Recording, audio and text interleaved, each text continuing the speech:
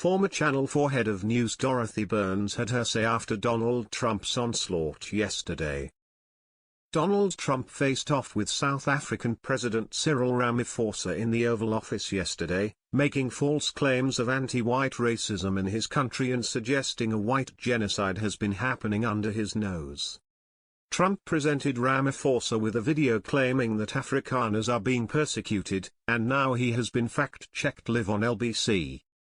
In a humiliating blow for the US president, former Channel 4 head of news Dorothy Byrnes branded his rant absolute drivel, explaining that none of the politicians quoted in the video Trump played were members of the African National Congress, ANC. Ramaphosa himself explained that the views expressed are not government policy.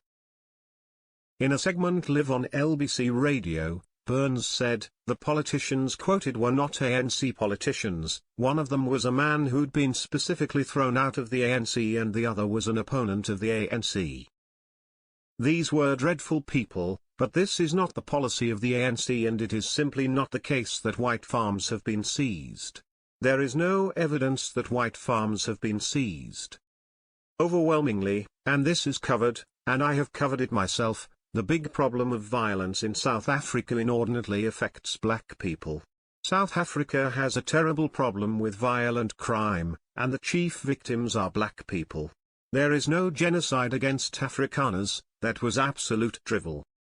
Trump claimed during his ambush, now I will say, apartheid, terrible. That was the biggest threat. That was reported all the time. This is sort of the opposite of apartheid.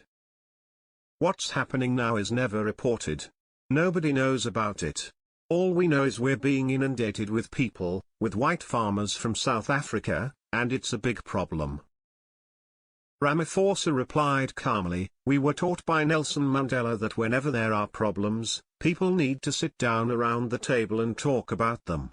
And this is precisely what we would also like to talk about.